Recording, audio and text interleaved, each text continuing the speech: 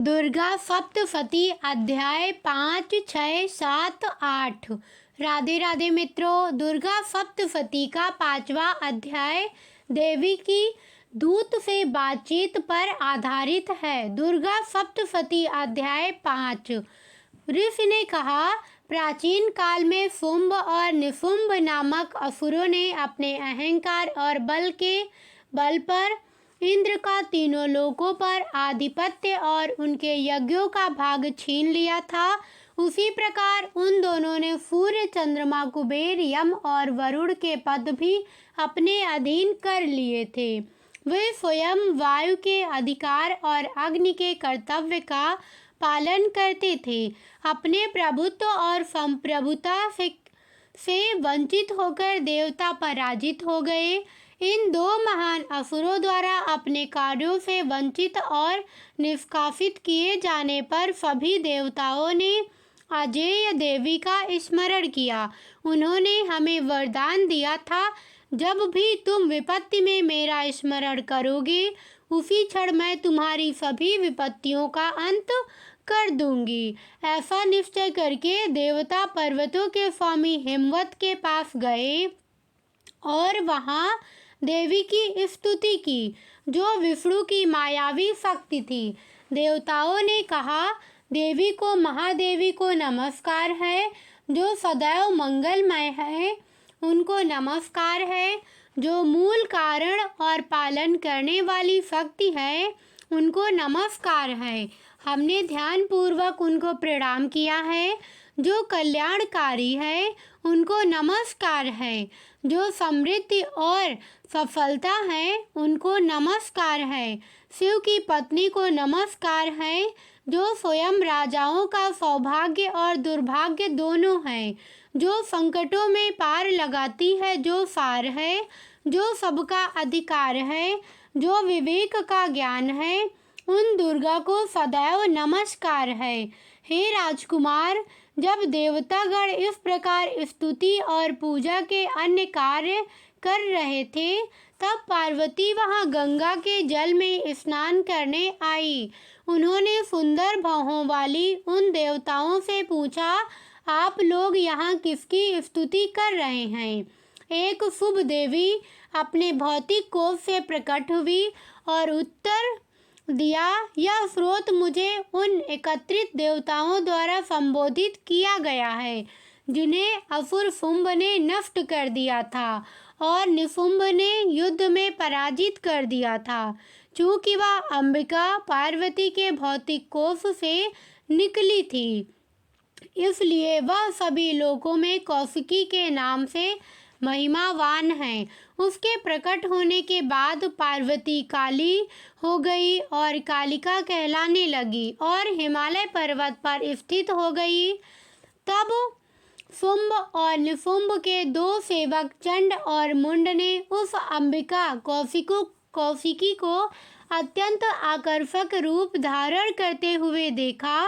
उन दोनों ने शुंभ से कहा, हे राजन, हिमालय पर्वत पर एक अत्यंत सुंदरी स्त्री निवास करती है, जो अपनी कांति बिखेरती रहती है।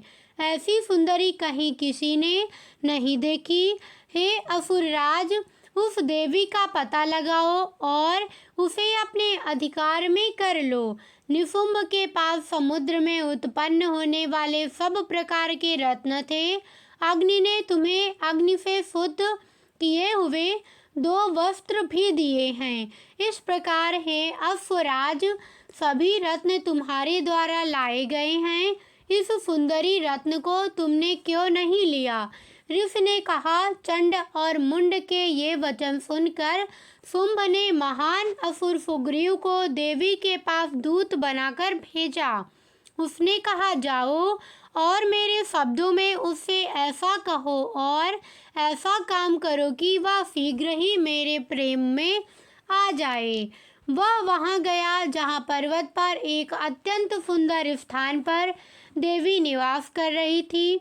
उसने उससे सुंदर और मधुर वचनों में बात की। दूत ने कहा, हे देवी, असुरों का स्वामी शुंभ तीनों लोकों का अधिपति है। उसी के द्वारा दूत बनाकर भेजा गया मैं तुम्हारे पास आया हूँ, जिसकी आज्ञा का देवताओं में भी कभी विरोध नहीं होता, तथा जिसने असुरों के समस्त शत्रुओं को परास्त कर दिया है। उसके द्वारा कही गई बात सुनो। वह कहता है, तीनों लोक मेरे हैं तथा देवता मेरे आज्ञाकारी हैं। हे देवी, हम तुम्हें संसार की स्त्रियों के रत्न के रूप में देखती हैं। तुम जो ऐसी हो, मेरे पास आओ, क्योंकि हम श्रेष्ठ विषयों का भोग करने वाली हैं। हे चंचल नेत्रों वाली, तुम मेरे पास अथवा मेरे पराक्रमी छोटे भाई निशुंभ के पास जाओ, क्योंकि तुम वास्तव में रत्न हो। मुझसे विवाह करने से तुम्हें महान तथा अतुलनीय धन की प्राप्ति होगी। इस बात को अपने मन में सोचो तथा मेरी पत्नी बन जाओ। ऋषि ने कहा, इस प्रकार कहने पर आराध्य तथा शुभ दुर्गा, जिनसे यह जगत स्थित है, शांत हो गई। देवी ने कहा, तुमने सत्य कहा है। इस विषय में तुमने कुछ भी झूठ नहीं कहा है। शुंभ ही तीनों लोकों का स्वामी है और निशुंभ भी, परंतु इस विषय में जो वचन दिया गया है वह झूठा कैसे हो सकता है। सुनो, मैंने मूर्खतावश जो वचन दिया था वही मेरा पति होगा, जो मुझे युद्ध में जीत लेगा, मेरा अभिमान दूर कर देगा और संसार में मेरे समान बलवान होगा, वही मेरा पति होगा। अतः शुंभ को यहाँ आने दो, या महादैत्य निशुंभ को मुझे यहाँ पर परास्त करके वह शीघ्र ही मेरा हाथ थाम ले। विलंब क्यों? दूत ने कहा, हे देवी, तुम अभिमानी हो, मेरे सामने ऐसी बात मत करो। तीनों लोकों में कौन पुरुष शुंभ और निशुंभ के सामने खड़ा हो सकेगा? सभी देवता युद्ध में अन्य असुरों के सामने भी खड़े नहीं हो सकते। हे देवी, तुम एक अकेली स्त्री का उल्लेख क्यों कर रही हो? इंद्र आदि सभी देवता शुंभ और अन्य दैत्यों के सामने खड़े नहीं हो सकते, तो तुम स्त्री होकर उनका सामना कैसे कर सकोगी? मेरे कहने पर ही तुम शुंभ और निशुंभ के पास जाओ। ऐसा ना हो कि तुम्हारे बाल पकड़कर घसीटे जाने पर तुम्हारी गरिमा नष्ट हो जाए। देवी ने कहा, हाँ, ऐसा ही है। शुंभ बलवान और निशुंभ भी अत्यंत वीर है। मैं क्या कर सकती हूँ, क्योंकि वहाँ मेरी बहुत पहले की गई अविचारिता प्रतिज्ञा खड़ी है। वापस जाओ और असुरों के स्वामी के से सावधानी पूर्वक यह सब कहो जो मैंने कहा है। वे जो उचित समझे करें। सावर्णी मनु के काल में मार्कंडेय पुराण में देवी महात्म के देवी का दूत से वार्तालाप नामक 5वां अध्याय यही समाप्त होता है। दुर्गा सप्तशती अध्याय 6। दुर्गा सप्तशती का 6ठा अध्याय धूम्रलोचन के वध पर आधारित है। ऋषि ने कहा, देवी के वचन सुनकर दूत क्रोध से भर गया और वापस लौटकर दैत्यों के राजा को विस्तार पूर्वक सब बातें बता दी। तब असुर राज ने अपने दूत से यह समाचार सुनकर क्रोधित होकर दैत्यों के सरदार धूम्रलोकन से कहा, हे धूम्रलोकन, अपनी सेना लेकर शीघ्रता से उस दुष्ट स्त्री को बलपूर्वक यहाँ ले आओ, जो केसों से खींची जाने के कारण व्याकुल हो रही है। यदि कोई अन्य व्यक्ति उसका रक्षक बनकर खड़ा हो तो उसे मार दिया जाए, चाहे वह देवता हो, यक्ष हो या गंधर्व हो। ऋषि ने कहा, तब शुंभ की आज्ञा पाकर दुर्लोचन नामक असुर 60,000 असुरों को लेकर शीघ्रता से आगे बढ़ा। बर्फीले पर्वत पर स्थित देवी को देखकर उसने उनसे ऊंचे आवाज में कहा, शुंभ और निशुंभ के पास जाओ। यदि तुम अब प्रसन्नता पूर्वक मेरे स्वामी के पास नहीं जाओगी तो मैं तुम्हें बलपूर्वक ले जा रहा हूँ, क्योंकि मैं तुम्हारे बालों से घसीटते हुए तुम्हें व्यथित कर रहा हूँ। देवी ने कहा, ऋषि ने कहा, तुम असुरों के राजा द्वारा भेजे गए हो। जो स्वयं शक्तिशाली हो और जिनके साथ सेना भी है। यदि तुम मुझे बलपूर्वक ले जाओगे तो मैं तुम्हारा क्या कर सकती हूँ। ऐसा कहने पर असुर धूम्रलोचन उसकी ओर झपटा और तब अंबिका ने हूँ ध्वनि मात्र से उसे भस्म कर दिया। तब असुरों की विशाल सेना क्रोधित हो गई और अंबिका पर तीखे बाण, भाले और कुल्हाड़ियों की वर्षा करने लगी। तब देवी का वाहन सिंह क्रोध में अपनी अयाल हिलाता हुआ और भयंकर गर्जना करता हुआ असुरों की सेना पर टूट पड़ा। कुछ असुरों को उसने अपने अगले पंजों के प्रहार से, कुछ को अपने मुंह से तथा अन्य महान असुरों को अपने पिछले पैरों से कुचल कर मार डाला। शेर ने अपने पंजों से कुछ लोगों के दिल फाड़ डाले और पंजे के वार से कुछ लोगों के सिर काट डाले और उसने दूसरों के हाथ और सिर काट डाले और अपनी अयाल हिलाते हुए दूसरों के हृदय से रक्त पिया। उस महाप्रतापी और अत्यंत क्रोधित सिंह ने, जो देवी को धारण किए हुए था, क्षण भर में ही उस समस्त सेना को नष्ट कर दिया। तब असुरों के राजा शुंभ ने सेना की असुर धूम्रलोचन को देवी ने मार डाला है और उसकी सारी सेना देवी के सिंह द्वारा नष्ट कर दी गई है, तो वह क्रोधित हो गया। उसके होठ फड़कने लगे और उसने दो शक्तिशाली असुरों चंड और मुंड को आदेश दिया, हे चंड, हे मुंड, तुम बड़ी सेना लेकर वहां जाओ और उसे शीघ्रता से यहाँ ले आओ। उसके केसों को पकड़कर या बांधकर घसीटते हुए। किंतु यदि तुम्हें ऐसा करने में कोई संदेह हो तो असुरों को युद्ध में अपने सभी अस्त्र शस्त्रों से उस पर प्रहार करने दो। जब वह छंछूदर घायल हो जाए और उसका सिंह मारा जाए, तब उस अंबिका को पकड़कर बांधकर शीघ्र ले आओ। यहाँ सामवर्णी मनु के काल में मार्कंडेय पुराण में देवी महात्म्य के धूम्रलोचन वध नामक छठा अध्याय समाप्त होता है। दुर्गा सप्तशती अध्याय 7। दुर्गा सप्तशती का 7वां अध्याय चंड और मुंड के वध पर आधारित है। ऋषि ने कहा, तब उनके आदेश पर असुरों ने पूर्ण शस्त्र धारण कर चंड और मुंड को अपने साथ लेकर चतुर्भुजी सेना के साथ कूच किया। उन्होंने देखा कि देवी एक विशाल पर्वत के स्वर्ण शिखर पर सिंह पर विराजमान होकर मंद मंद मुस्कुरा रही हैं। उसे देखकर उनमें से कुछ लोग उत्तेजित हो गए और उसे पकड़ने का प्रयास करने लगे तथा अन्य लोग धनुष बांधकर और तलवारें खींचकर उसके पास पहुँचे। तब अंबिका उन शत्रुओं पर बहुत क्रोधित हुई और क्रोध के कारण उसका मुख स्याह हो गया। उसके ललाट के ऊपर से भयंकर क्रोध से भरी हुई तलवार और पास से सुसज्जित भयंकर मुख वाली काली प्रकट हुई।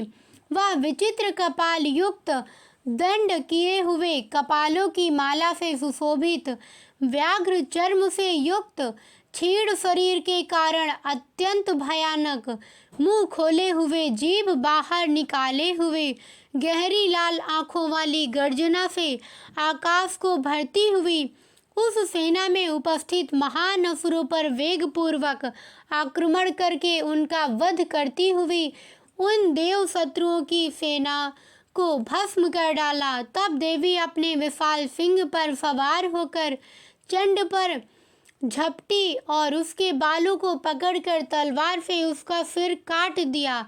चंड को मारा गया देखकर मुंड भी उस पर झपटा। क्रोध में उसने उसे भी तलवार से मारकर जमीन पर गिरा दिया। महापराक्रमी चंड और मुंड को पराजित देखकर शेष सेना घबरा गई और चारों ओर भागने लगी। तब काली ने चंड और मुंड के सिर अपने हाथों में लेकर चंडिका के पास जाकर कहा, मैं इस युद्ध यज्ञ में दो महान पशु बलि के रूप में चंड और मुंड के सिर आपके पास लाई हूँ। शुंभ और निशुंभ का वध आप स्वयं करें। ऋषि ने कहा, उन असुरों चंड और मुंड को अपने पास लाते देखकर शुभ चंडिका ने काली से ये विनोदपूर्ण शब्द कहे, क्योंकि तुमने मेरे लिए चंड और मुंड दोनों को लाई हो। हे देवी, तुम संसार में चामुंडा नाम से प्रसिद्ध हो जाओगी। यहाँ मार्कंडेय पुराण के देवी महात्म का चंड और मुंड का वध नामक 7वां अध्याय समाप्त होता है, जो सांवर्ण मनु के काल में घटित हुआ था। दुर्गा सप्तशती अध्याय 8। दुर्गा सप्तशती का 8वां अध्याय रक्त बीज के वध पर आधारित है। ऋषि ने कहा, जब दैत्य चंड का वध हो गया, मुंड का पतन हो गया तथा उसकी अनेक सेनाएं नष्ट हो गईं, तब असुरों के राजा शक्तिशाली शुंभ ने क्रोध में भरकर समस्त दैत्य सेनाओं को एकत्र होने का आदेश दिया। अब 84 असुर अपने अपने अस्त्र शस्त्र उठाकर अपनी समस्त सेना सहित चले गए तथा 84 कंबुस भी अपनी अपनी सेना से घिरे हुए चले गए। कोटि वीर के 50 असुर परिवार और धौम्र के 100 परिवार मेरी आज्ञा से आगे बढ़े। असुर कालक दव, हार्द्य, मौर्य और कालकेय मेरी आज्ञा पाकर शीघ्रता से युद्ध के लिए तैयार होकर आगे बढ़े। ये आदेश देने के बाद असुरों का स्वामी और क्रूर शासक शुंभ कई हजार बड़ी सेनाओं के साथ आगे बढ़ा। उस अत्यंत भयंकर सेना को आते देख चंडिका ने अपने धनुष की टंकार से पृथ्वी और आकाश के बीच का अंतरिक्ष भर दिया। हे राजन, उसके बाद उसके सिंह ने बहुत जोर से दहाड़ लगाई और अंबिका ने घंटे की ध्वनि से उस दहाड़ को बढ़ा दिया। काली ने अपना मुख फैलाकर चारों दिशाओं में गुंजन ध्वनि भर दी तथा अपनी भयंकर गर्जना से धनुष, सिंह और घंटे की ध्वनि को दबा दिया। उस गर्जना को सुनकर क्रोधित असुरों की टुकड़ियों ने सिंह देवी चंडिका और काली के चारों ओर से घेर लिया। हे राजन, उस समय देवताओं के शत्रुओं का नाश करने तथा श्रेष्ठ देवताओं के कल्याण के लिए ब्रह्मा, शिव, गुरु विष्णु तथा इंद्र के शरीर से अत्यंत तेज और बल से संपन्न शक्तियां प्रकट हुई तथा उन देवताओं का रूप धारण करके चंडिका के पास गई। प्रत्येक देवता का जो भी स्वरूप था, उनके आभूषण और वाहन जो भी थे, उसी रूप में उनकी शक्ति असुरों से युद्ध करने के लिए आगे बढ़ी। हंसों द्वारा खींचे जाने वाले दिव्य रथ पर ब्रह्मा की शक्ति एक माला और कमंडल लेकर आगे बढ़ी। उन्हें ब्रह्माणी कहा जाता है। महेश्वरी जी एक बैल पर सवार होकर एक सुंदर त्रिशूल लिए, बड़े बड़े सर्पों के कंगन पहने तथा चंद्रमा की अंगुली से सुशोभित होकर अंबिका कुमारी गुहा रूप में हाथ में भाला लिए एक सुंदर मोर पर सवार होकर असुरों पर आक्रमण करने के लिए आगे बढ़ी। इसी प्रकार भगवान विष्णु की शक्ति गरुड़ पर सवार होकर आई। उनके हाथ में शंख, गदा, धनुष और तलवार थी। श्री हरि की शक्ति ने बल के वराह का अतुलनीय रूप धारण किया था। वह भी वराह रूप में वहां आई। नरसिंह वहां आए और नरसिंह के समान शरीर धारण कर अपनी जटाओं के प्रहार से नक्षत्रों को नीचे गिराने लगे। इसी प्रकार हजारों नेत्रों वाली ऐन्द्र हाथ में वज्र धारण करके तथा हाथियों के स्वामी पर सवार होकर शुक्र इंद्र के समान आता है। तब देव शक्तियों से घिरे हुए शिव ने चंडिका से कहा, मेरी संतुष्टि के लिए तुम तत्काल ही असुरों का वध करो। तत्पश्चात देवी के शरीर से चंडिका शक्ति प्रकट हुई, जो अत्यंत भयंकर तथा 100 गीदड़ों के समान चिल्लाने वाली थी।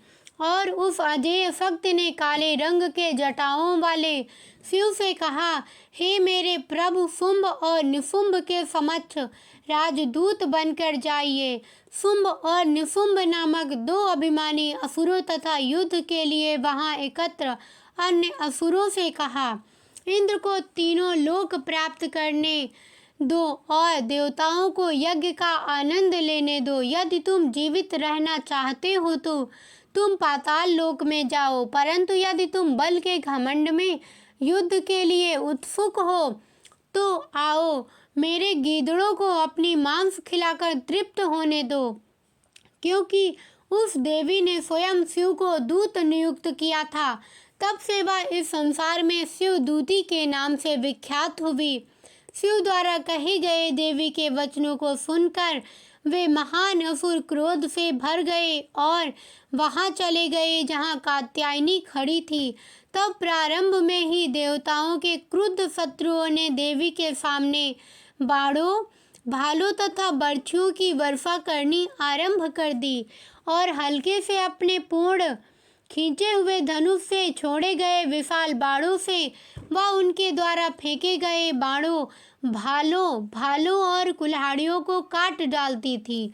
फिर उसके शुंभ सामने काली ने अपने भाले से शत्रुओं को टुकड़े टुकड़े कर दिया और अपने कपाल युक्त डंडे से उन्हें कुचल दिया और ब्रह्माणी जहाँ भी जाती थी और अपने कमंडल से शत्रुओं पर जल छिड़ककर उन्हें वीरता और पराक्रम से रहित कर देती थी। अत्यंत क्रोधी महेश्वरी ने त्रिशूल से, वैष्णवी ने चक्र से तथा कौमारी ने भाले से दैत्यों का वध कर दिया। ऐन्द्री द्वारा फेंके गए वज्र से टुकड़े टुकड़े होकर सैकड़ों दैत्य और दानव पृथ्वी पर गिर पड़े और उनके शरीर से रक्त की धारा बहने लगी। वराह रूपी देवी वाराही के थूथन के प्रहार से वे असुरगण घायल हो गए। उसके दांत की नोक से उनकी छाती घायल हो गई और उसके चक्र से वे असुरगण घायल होकर गिर पड़े। नरसिंह अपनी गर्जना से समस्त दिशाओं और आकाश को भरते हुए युद्ध में विचरण करने लगे तथा अपने पंजों से अन्य महान असुरों को भी भक्षण करने लगे। शिवदूती की हिंसक हंसी से असुर हतोत्साहित होकर पृथ्वी पर गिर पड़े। फिर उसने नीचे गिरे हुए असुरों को खा लिया। क्रोधित मातृसेना को इस प्रकार विभिन्न उपायों से महान असुरों को कुचलते देख शत्रुओं की सेनाएं भाग खड़ी हुई।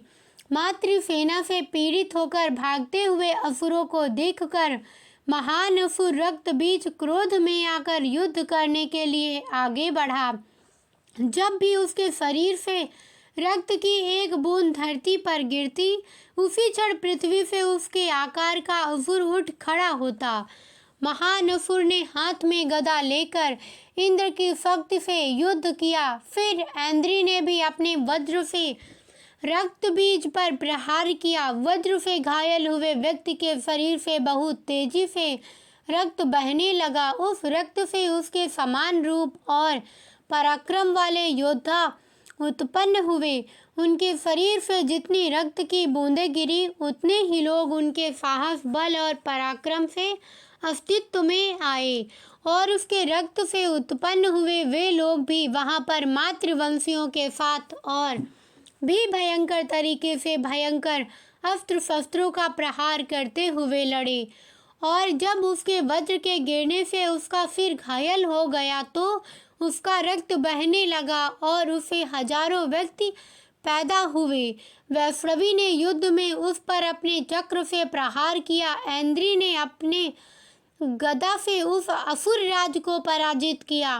संसार में हजारों महान असुर व्याप्त थे जो उसके समान कद के थे और जो वैष्णवी के चक्र से निकलते रक्त से उत्पन्न हुए थे। कौमारी ने अपने भाले से महान असुर रक्त बीज पर, वराही ने अपने तलवार से तथा महेश्वरी ने अपने त्रिशूल से उस पर प्रहार किया। तदंतर महान असुर रक्त बीज ने भी क्रोध में भरकर अपनी गदा से सभी मातृयों पर वार किया।